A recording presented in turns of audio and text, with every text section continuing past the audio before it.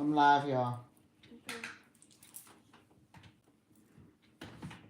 I hope everybody's doing well. Listen, let's get right to it. Pouring back into myself during this time has been probably an act of devotion that's just been like serious.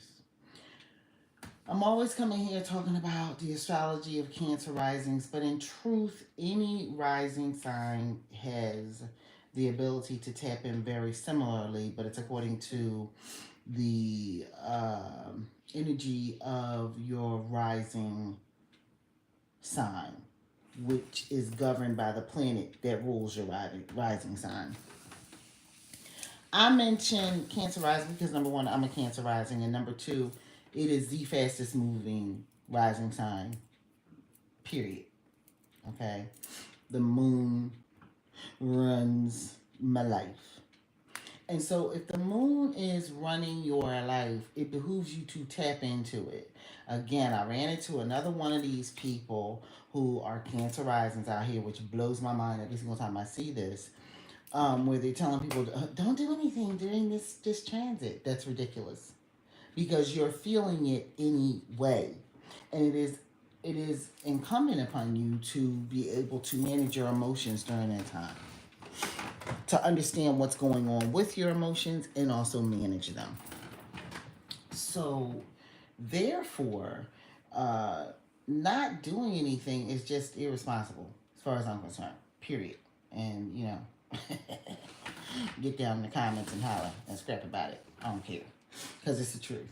Okay, you're going to feel it, especially if there are big things going on. But let's move on to my people with Mercury as their rising planet ruler, right? So let's say that would mean you're a rising Gemini or a rising Virgo. Those people are ran by Mercury. Depending upon where it is in your chart, you are dealing with a lot when it comes to that. Period. Period. And it bounces off of a lot of things.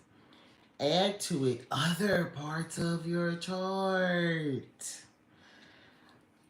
I recently had the opportunity to be in a place where I could connect some dots from a date to a recent date around a person who has Mercury running their life. Okay, hello. If you have Mercury running your life, it behooves you to really look into that planet, understand the speed of it, understand uh, what house is sitting in, and how that affects your life. A lot of people tend to just go into the big three. Oh, I'm a rising sign. This is my sun sign, and this is my moon sign.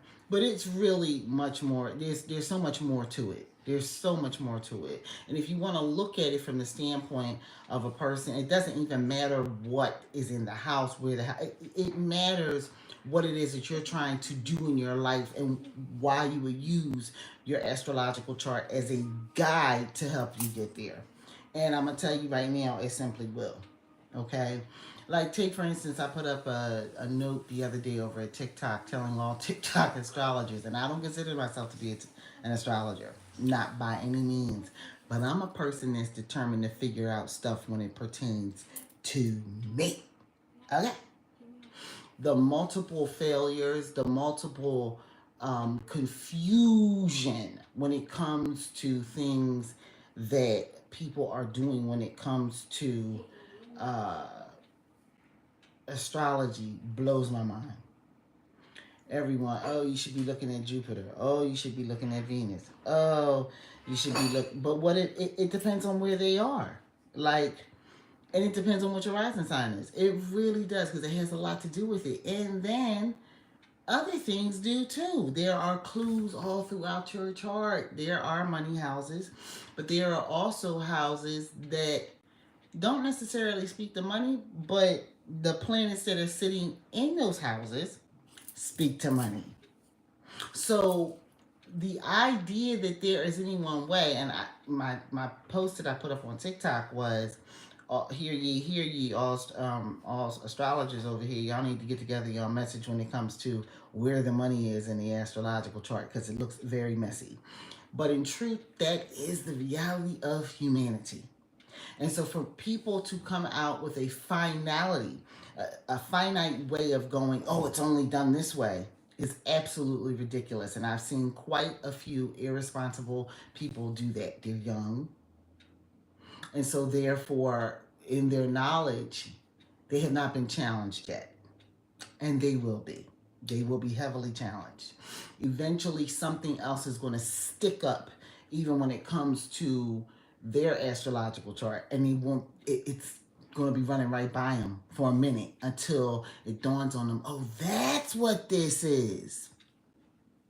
That's what's going to happen. So I think that when it comes to getting this type of work done, you need to be looking into it yourself. You know, a lot of us get on here and we talk in enthusiasm because we are interested in what we're talking about. But you doing the work yourself is a very big thing. Going and pulling up your chart. If you don't know what time of day you were born, it's time to get creative. If you don't know an adult who knows what time of day you were born, who's in your family, good morning. If you don't know an adult who knows what time of day you were born in your family that is much older, it's time to get creative and find out what signs were rising at what time during the, whatever time on the day that you were born. Okay? And then go from there. Now, I'm going to say this for people who don't even have that, right? We are fortunate now. It's 2025. We have a lot of records that we can look into, right? Especially if you're around, if you're part of the Gen X group and you're here or you're across the world, you can find some records that are going to be able to tell you exactly who you are, where you come from, what time, blah, blah, blah, blah, all that, right? But if you're much older than that, it's a guessing game, right? And it could be a lie too, right? You could have a grandmother that's running around telling everybody she was born in July, and girlfriend knows she was born in January because everybody was celebrating her birthday in January when she was little, but she was like, I was born in the summer, right? I'm from the U.S. When you recognize and realize that people, this planet is not steady. It's not one thing and just staying there. There's so much that's going on that we're going to step into as far as knowledge base as humans that we're going to step into as far as knowledge base as humans that we haven't touched yet. Because if grandma says she was born in July, she was born in July. Maybe her personality has blended to that. And a lot of people honestly think that because you were born one specific time, you can only be that way. That's not the case. Things change around. People can be whatever they want to be. Okay? It's really imperative that you understand you got to do your work for you. Do your work for you. Find out what works for you. When it comes to astrology, I do like to look at my birthday. I appreciate my birthday. I appreciate the time of day that I was born. I appreciate seeing my birth certificate and having it for years. So that type of thing really works for me. And for a lot of us who are younger who are doing this type of thing, it is really, really good to have that information. And so speaking to those people who are a little younger, I'm not young. I'm Gen X, baby. But most of us Gen Xers have our information. Okay? And so if you have your information, it behooves you to look up your chart and begin to find out more about yourself.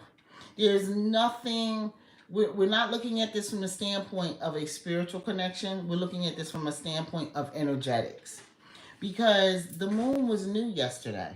As a Cancer rising, I felt that moon coming in. I still feel that moon. Okay? I still feel that energy. All Cancer risings felt that energy. Okay? And as a result, it's imperative that you understand how to work within that energy. People go, oh no, you should be quiet. You should just keep stuff in your head. That is a bunch of malarkey. It's not true. You can manage that any way that you want to. I say tap into it because it's going to help you move, especially if you have a moon that is like a Capricorn moon or a Scorpio moon. A lot of people say pretty negative things about those energies, and I don't know because I'm a Scorpio moon. I'm not a Capricorn moon, so I don't know specifically what their issue is. But I will say this: that when it comes to being a Scorpio moon, we are like the filters of the universe. Okay, we can feel everything all the time. Sometimes it's about us, sometimes it's about the people around us. Sometimes it's about a friend living in another state. Sometimes it's about a friend on a trip. Sometimes we can really pick up stuff. Our energy is such that you can't walk into no room and go, oh, I'm fine, and you're raging inside. Honey, your raging is making us feel flames inside our whole little exoskeleton. Everything inside is like going like that, for real. Okay, as a Scorpio moon. And so, therefore, to tell someone to sit with that energy and do nothing with it is irresponsible. I'm gonna say that one more time. To tell someone who is specifically a Scorpio moon not to do anything when these new moons and full moons and eclipses, be they solar or lunar, come in, not to do anything, you are very neglectful and irresponsible when it comes to your people. Because I'm telling you right now, some of the things that we need to do to navigate that energy, oh baby, you're not even acknowledging. So for people who don't have that rising sign, I tell you right now, stand down. It is an area and a world that you don't quite understand. And people with Cancer as their ascendant and their rising sign, they feel things at a deep level. And then if you add on top of that a Scorpio moon, are you crazy? You want to tell someone not to do anything? Yeah, man. If nothing else, put on a little black tourmaline, right? Put on something to shield yourself, right? Maybe have a night where you just gonna watch all things that make you completely happy. You are going to feel eclipses at a level that other people won't feel it. You're going to feel a new moon coming in, up a regular new moon coming in. You're gonna feel it. And this new moon that just came in, it was souped up because Jupiter's sitting right in the same sign that the new moon was in. So therefore, Jupiter was expanding any energy going on within that sign, which is Gemini. Okay, the sun is sitting in Gemini and Jupiter is sitting in Gemini. And then the new moon popped in there. So that's three energies sitting there. And you're gonna tell people, be quiet, don't do anything. Don't do anything. No, that's irresponsible. I'm sorry, I don't really care what y'all say. I know we all have different points of view, but no, that don't work. That just does not work, especially for someone who has an exoskeleton or who is a Scorpio moon. Okay? They are feeling it at a level that they're not understanding. And so to address it, and I've seen Cancer risings do this. And I just sit and go, so what you doing? You jumping around in your apartment or in your house? You sitting outside underneath I'm fine. And it depends. Like where's your Saturn sitting? Right? Where are these things at in your life? Again, looking into your own chart becomes your rescue. And it's really important for you to do it. For someone else to do it and you just look at what they're saying, you read the notes or you listen to them, it doesn't impact you. Because I don't think you really understand what the heck they're saying. And I don't think, quite frankly, unless they have the exact same chart you have, they're going to hit it on the nose anyway. They will see a lot more of it. If over time they've done a lot of astrological charts, they're going to see a whole lot more of it. Well, I like them. You don't? Move on. Bottom line, when it comes to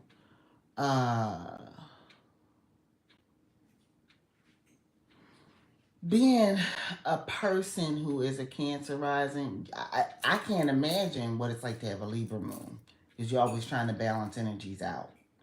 What is it like to have a Cancer moon and a Cancer rising, and that sucker is doing somersaults across the sky? Because you not only feel the moon when it's full and new, you feel it as it's moving through the different phases. And the different phases come with different zodiac signs, which means different energetics. Yet again, we're not talking about a spiritual thing here. We're talking about a different type of energy that you are facing and feeling all day during the day as the moon is moving. And within about 2.5 days, that sucker has moved on to the next sign. Okay, there's a point where it's nowhere, and then there's a point where it drops in, and then the gloves are off and it's on. Okay, please be very clear that you looking into your own stuff is key to your life. You cannot, I mean, I know we can hire people. I have stuff. I do, I do consultations for people. I look at things 'cause I'm really into it. And I think if anything, you want to have someone like me who is a Cancer rising doing your chart, because we are really looking at everything, because we know how the moon affects us. And so we're going to notice how Jupiter affects people. We're going to really study that. I'm studying right now Mercury for people, because I got people who are mercurial in my life right now, who I'm looking at the herbs, I'm looking at the different type of workings that they can do and stuff like that when Mercury's moving. And also when the moon is doing its thing, especially if the sun sign is Cancer. Because again, the moon is still has some type of influence on this person's life, right? So I'm looking at it. I'm looking at it if it's Aries, right? I'm looking at period. I'm just looking and I'm showing and I'm finding things. A lot of the times people go into the astrology chart to find money. And you can find it there. But honey, it can be very confusing. So that's why when people are like, oh, there are only certain money houses, that's not true. It's just not true. It's just not. Because I got all the money houses. I got stuff sitting in all of them. Right? But my money don't come from there. It literally doesn't. It comes from the 8th house for me. Business-wise, it comes from the 8th house for me. Within regards to spouse, within regards to partners, within regards to understanding the taxes and everything around it. It is an 8th house thing, because I've got stuff sitting in there that exalts it and makes it so that it's going to come in that way for me, right? But that's my chart. So for people who don't have that type of thing, they don't understand it, because it is actually energizing itself through another house in the chart. So again, if you cannot be considerate of the fact that not everybody has a setup like you, it's not that easy. They cannot just go to the 2nd house, the 6th house, and the 10th house to receive their cash. Then what help are you if that's all you ever look at? Because if they are a person that has something that's locking down their emotions big time, because of whatever conjunction or whatever, right? Trine or whatever. Something is setting things off just a little bit so they don't feel everything, and they're not able to capitalize on what you're saying. You literally look like you just explained a form of arithmetic or algebra or trigonometry or high form of calculus that they don't understand. They just don't get it. It's not something that they're understanding at all. But you sitting there, oh, I get your reading and I sent it off to you. Well, you didn't help the person. You didn't help them.